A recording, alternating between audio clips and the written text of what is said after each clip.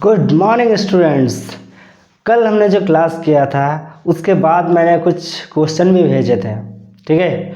और वो क्वेश्चन कुछ बच्चे ऐसा बोल रहे हैं कि सर इंग्लिश में है, समझ में नहीं आ रहा है। तो चलो कोई नहीं, उसका भी हम सॉल्यूशन निकाल कर लाए हैं, ठीक है।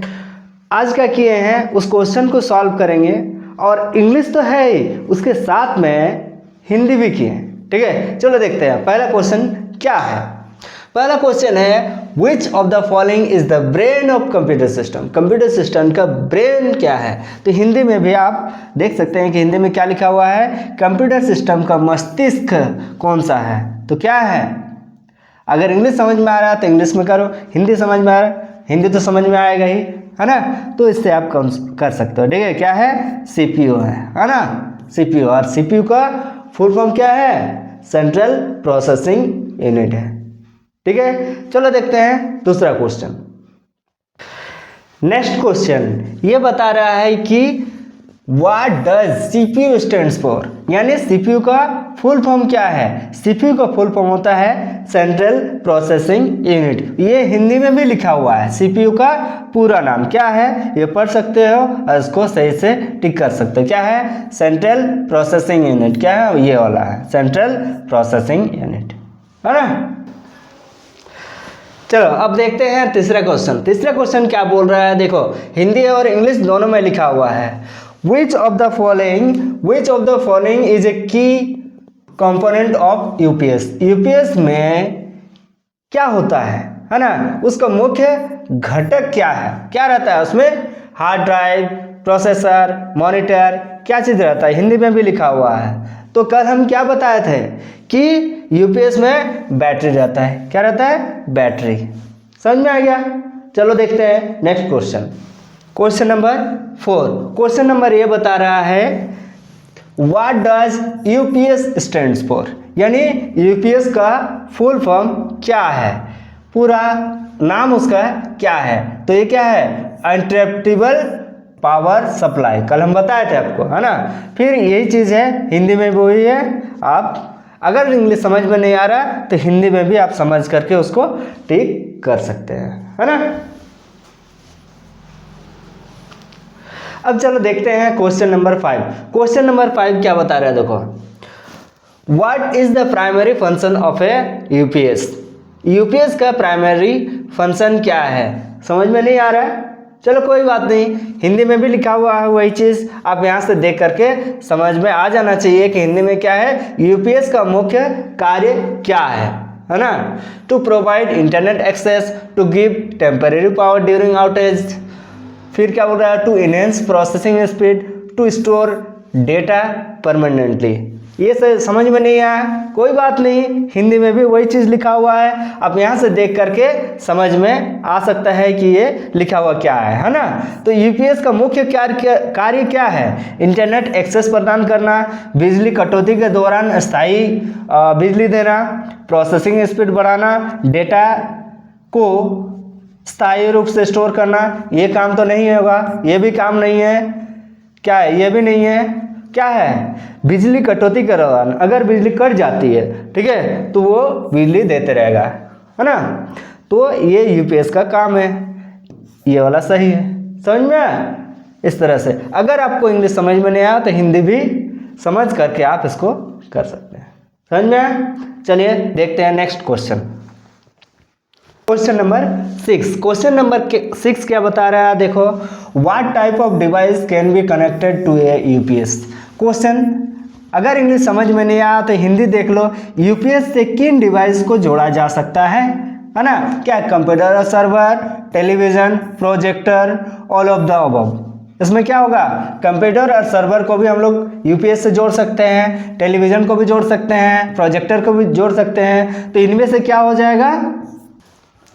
चलिए देखते हैं क्वेश्चन नंबर 7। क्वेश्चन नंबर 7 क्या बोल रहा है, देखो how does a UPS protect a computer during a power outage, है ना। अगर क्वेश्चन समझ में आया तो ठीक है, अगर समझ में नहीं आया तो हिंदी में भी यहाँ पर लिखा हुआ है। पावर कट के दौरान यूपीएस कंप्यूटर को कैसे सुरक्षित रखता है, ठीक है। क्या बोल रहा है, increase storage, prevent data loss, boost internet speed, enhance screen resolution, ये भी क्या होगा, समझ में नहीं आया तो हिंदी में लिखा हुआ आराम से समझ जाओगे। स्टोरेज बढ़ाना, डेटा हानि को रोकना, इंटरनेट स्पीड बढ़ाना और स्क्रीन रेजोल्यूशन, ये भी नहीं होगा। इंटरनेट स्पीड बढ़ाना ये भी नहीं होगा और स्टोरेज बढ़ाना ये भी नहीं होगा। डेटा हानि को रोकना, इसका मतलब ये होता है कि अगर कंप्यूटर हम लोग कुछ भी टाइप किए हुए हैं, ठीक है, और अचानक करंट कट जाता है, अगर हम लोग सेव नहीं किए हैं तो सारा चीज़ जो भी लिखा हुआ है सारा चीज़ हम लोग का हट जाएगा, हम लोग को पता नहीं रहता है कि कब करंट कट जाएगा। तो इसीलिए यूपीएस को लगाया जाता है डेटा हानि को रोकने के लिए। समझ में आ गया? तो यही चीज़ बोल रहा है कि डेटा हानि को रोकना। ठीक है, चलिए देखते हैं next question. Question number 8। Question number 8 क्या पूछ रहा है, can a UPS regulate voltage fluctuation. समझ में नहीं आया होगा क्योंकि फ्लैक्चुएशन का मतलब क्या होता है। ठीक है, तो देखो फ्लैक्चुएशन का मतलब होता है उतार चढ़ाव होना, वोल्टेज अप डाउन होना, इसको बोलते हैं फ्लैक्चुएशन। तो क्या पूछ रहा है कि क्या यूपीएस वोल्टेज के उतार चढ़ाव को नियंत्रित कर सकता है। ठीक है, तो देखो क्या हाँ, ना और सिर्फ विशेष मॉडल में या फिर ओनली सर्वर में। ठीक है, तो क्या हो जाएगा, ये हाँ हो जाएगा। ठीक है, अगर उतार चढ़ाव रहता है, वोल्टेज अप एंड डाउन होता है तो फिर वो सही मात्रा में वोल्टेज को रखता है। ठीक है, ताकि जो है आपका कंप्यूटर का सिस्टम कोई प्रॉब्लम ना करे। ठीक, question number 9। What happens if a computer is not connected to a UPS during a power outage? ठीक है, क्वेश्चन समझ में नहीं आया होगा। देखो हिंदी में क्या लिखा हुआ है, अगर पावर कट के दौरान कंप्यूटर यूपीएस से जुड़ा नहीं हो तो क्या होता है। देखिए तो क्या है, सारा प्रॉब्लम लिखा हुआ है, यहाँ पर भी इंग्लिश में लिखा हुआ है। अगर हिंदी समझ में नहीं आता तो इंग्लिश में समझ सकते हो, है ना, और इंग्लिश समझ में नहीं आया तो हिंदी में समझ सकते हो। क्या होता है, यह सामान्य रूप से काम करता है, डेटा हानि या हार्डवेयर नुकसान हो सकता है, प्रोसेसिंग स्पीड बढ़ती है, कुछ खास नहीं होता, है ना। It operates a usual, it might experience data loss और hardware damage, it enhance processing speed, nothing significant occurs. तो क्या होगा, यूपीएस अगर कंप्यूटर के साथ नहीं जुड़ा होगा ना तो डेटा हानि तो होगा ही, साथ में आपका हार्डवेयर का भी नुकसान हो सकता है। ठीक है, तो ये अगर कंप्यूटर आप लगा रहे हो तो आपको यूपीएस से जोड़ना बहुत ज़रूरी है। समझ में आ गया? नेक्स्ट क्वेश्चन देखते हैं, question number 10। Does a UPS protect device from power surge, है ना। तो पावर सर्ज क्या होता है, पावर सर्ज में जो होता है हाई वोल्टेज, है ना। अगर कभी अचानक हाई वोल्टेज आ जाता है तो उसको बोला जाता है पावर सर्ज। ठीक है, तो उसका हिंदी भी देखो, हिंदी में क्या लिखा हुआ है, क्या यूपीएस डिवाइस को पावर सर्ज से सुरक्षित कर सकता है, यानी हाई वोल्टेज से सुरक्षित कर सकता है। ठीक है, तो आंसर होगा हाँ। अगर अचानक हाई वोल्टेज आ जाता है, ठीक है, तो यूपीएस जो है उसको नॉर्मल में कर सकता है। तो हम कल जो क्लास किए थे उसका सारा क्वेश्चन सॉल्व कर दिए।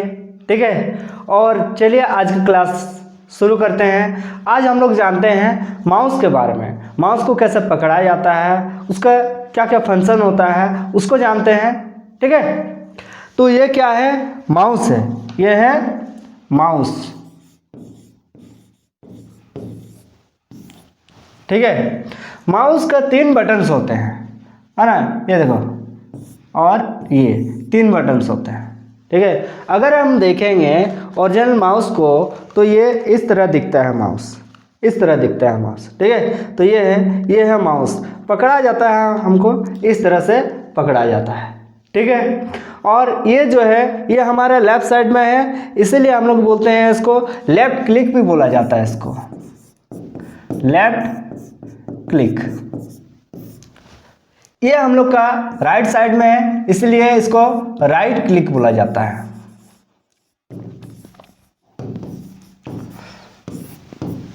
ठीक है, इसको हम लोग बोलते हैं राइट क्लिक, है ना। और बीच में जो है ये बटन जैसा है, ये घूमता है ऐसे ऐसे, ये घूमता है। ठीक है, ये घूमता है तो इसको बोलते हैं स्क्रॉल बटन।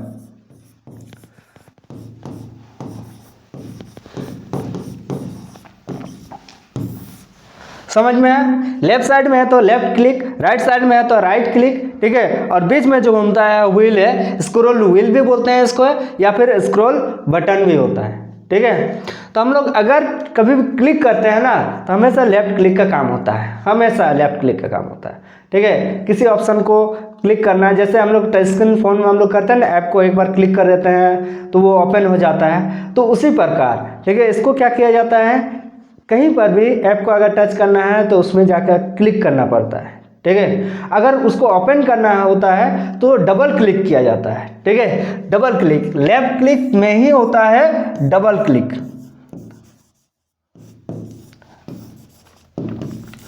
डबल क्लिक जिसमें 1 सेकंड में 2 बार क्लिक करना पड़ता है, इस तरह से। ठीक है, 2 बार। ठीक है, जब इसको प्रैक्टिकल करोगे ना, प्रैक्टिकल करने आओगे तो इसको हम बताएंगे किस तरह से आपको किया जाता है। ठीक है, प्रैक्टिस करोगे तो ऑटोमेटिक ये हो जाएगा, समझ में। तो 1 सेकंड में 2 बार क्लिक करेंगे तो उसको बोलते हैं डबल क्लिक। लेफ्ट साइड में तो लेफ्ट क्लिक, राइट साइड में तो राइट क्लिक, है ना। और बीच में स्क्रॉल व्हील है, समझ में आ गया। राइट साइड में ये तो क्लिक समझ में आएगा, डबल क्लिक समझ में आया। राइट क्लिक क्या होता है, कोई भी ऑप्शन निकालने के लिए होता है।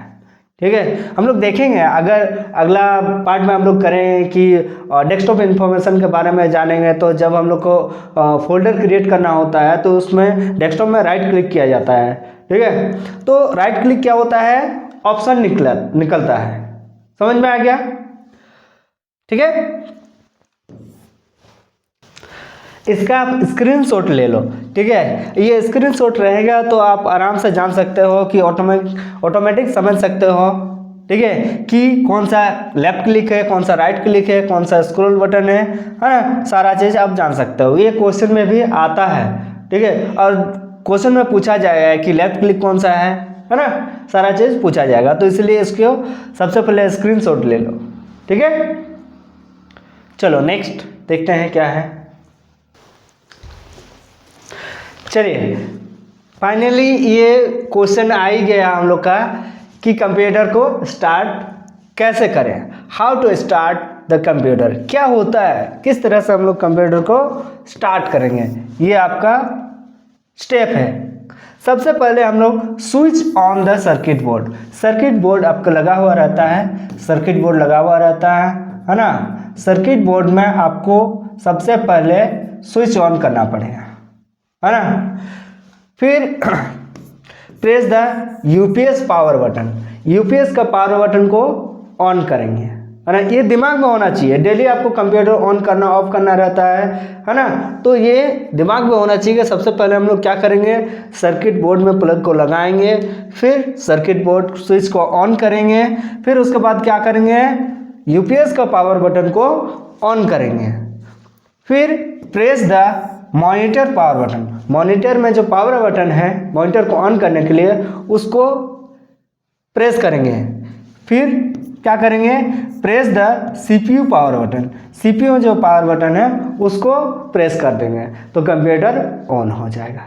ठीक है, इसके बाद हम लोग देखते हैं कि आएगा आपका, जैसे कंप्यूटर ऑन हो जाएगा आपका डेस्कटॉप स्क्रीन आ जाएगा, है ना। तो उसको देखते हैं कि डेस्कटॉप स्क्रीन किस तरह से दिखता है उसको, और वहाँ पर क्या क्या सारा चीज़ दिखता है उसको देखेंगे अभी, है ना। तो चलिए आ गए हम डेस्कटॉप स्क्रीन पे, और डेस्कटॉप स्क्रीन में जैसे हम लोग कंप्यूटर को ऑन करेंगे तो ये डेस्कटॉप स्क्रीन दिखेगा, इस तरह का स्क्रीन दिखेगा, है ना। तो सबसे पहले जानते हैं ये जो छोटे छोटे दिख रहे हैं, जैसे मोबाइल आप ओपन करते हो तो ये सारा दिखता है, इसको क्या बोलते हो, ऐप्स बोलते हो कि नहीं, वही चीज़ है। लेकिन कंप्यूटर जैसे ओपन करते हैं इसको बोलते हैं हम लोग आइकॉन्स। क्या बोलते हैं, आइकॉन्स बोलते हैं। समझ में आ गया, ये सारा चीज़ सारा आइकॉन्स होता है। है ना।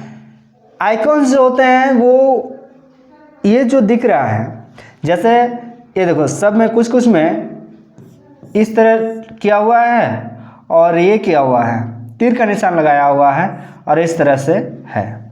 ये होता है शॉर्टकट आइकॉन, ठीक है। क्या होता है? Shortcut icons.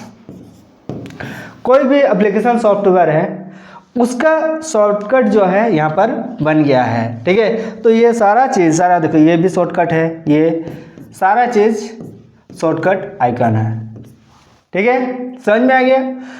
उसके बाद कुछ ऐसा है जिसमें ये चीज़ नहीं है, जैसे कि रिसाइकिल बिन है और दिस पीसी है, ये दोनों में नहीं है। इसको सिस्टम आइकन बोलते हैं, ये इनबिल्ट रहता ही है। समझ में आएगा। कंप्यूटर को कोई चीज़ आपको मेमोरी देखना हो, सारा चीज़ कंप्यूटर में, इस डेस्कटॉप देखना हो आपका, सारा चीज़ इसमें रहता है, ठीक है। तो आगे का क्लास में हम लोग देखेंगे कि डेस्कटॉप स्क्रीन में क्या क्या यूज होता है, सारा चीज़ हम देखेंगे।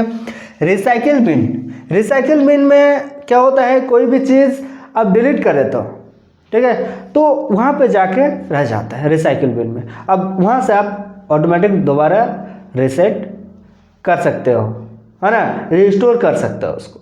समझ में आ गया। तो ये है आपका डेस्कटॉप स्क्रीन। फिर उसके बाद आता है ये स्टार्ट बटन, विंडो की तरह दिख रहा है, इसको बोलते हैं स्टार्ट बटन, है ना। समझ में आया। ये स्टार्ट बटन, यहाँ से यहाँ पर हम क्लिक करेंगे तो क्या हो जाएगा, पूरा आपका मेनू खुल जाएगा। समझ में आ गया। उसके बाद ये सर्च एरिया है, ये वाला एरिया सर्च एरिया, यहाँ से हम लोग कुछ भी सर्च कर सकते हैं। हम लोग पेंट प्रोग्राम ओपन करना है तो यहाँ से सर्च कर सकते हैं, एक्सेल ओपन करना है, वर्ड ओपन करना है, कुछ भी ओपन करना है तो यहाँ पर हम लोग सर्च करके यहाँ से निकाल सकते हैं। समझ में आ गया। ये वाला जो एरिया है ये क्विक एक्सेस टूल बार है, ठीक है। ये quick access toolbar, quick access toolbar, quick access toolbar में क्या होता है कि तुरंत इसको जैसे आप क्लिक किए तो ये तुरंत ओपन हो गया, है ना। इसको क्लिक किए तुरंत ओपन हो गया, इसको ढूंढना नहीं पड़ता है कुछ भी ऐप्स को, हर किसी को हम लोग टास्क बार में रख सकते हैं। ये वाला एरिया जो होता है ना, ये नीचे एरिया, पूरा एरिया को हम लोग बोलते हैं टास्क बार बोलते हैं। समझे क्या होता है, पूरा एरिया को टास्क बार बोला जाता है, टास्क बार। समझ में आ गया। इसका हम सारा लिस्ट आपको दे देंगे, है ना। फिर उसके बाद आ गया ये वाला एरिया को बोलते हैं नोटिफिकेशन एरिया। क्या बोलते हैं? नोटिफिकेशन एरिया, फिकेशन एरिया, है ना। ये नोटिफिकेशन एरिया है। और लास्ट में ये चीज़ जो बचा उसको हम लोग बोलते हैं डेट एंड टाइम। तो समझ में आया डेस्कटॉप स्क्रीन क्या होता है। फिर इसको दोबारा हम लोग जब कंप्यूटर ऑन करेंगे फिर उसके बाद सारा चीज़ हम बताएंगे कि कौन सा क्या है, इसका सारा चीज़ जो है कौन सा क्या किसे क्या कहा जाता है, सारा चीज़ आपको हम दे देंगे, ठीक है। और आज का क्लास हम लोग यहीं तक करते हैं। नेक्स्ट क्लास में हम दिखाएंगे कि एक कंप्यूटर को ऑन करके कि किस तरह से ऑन किया जाता है, सारा चीज़ जो स्टेप लिखाए थे वो स्टेप को भी दिखाएंगे, किस तरह से हम लोग उस स्टेप को फॉलो करके हम लोग कंप्यूटर को ऑन कर सकते हैं। फिर उसके बाद सारा चीज़ देखेंगे कि डेस्कटॉप ओपन होने के बाद ये कौन सा किसको बोलते हैं, आइकॉन क्या क्या आइकॉन है, ठीक है। फिर टास्क बार में क्या क्या होता है, सारा चीज़ हम देखने वाला है, ठीक है। तो आज की क्लास यहीं तक रखते हैं, मिलते हैं नेक्स्ट वीडियो में।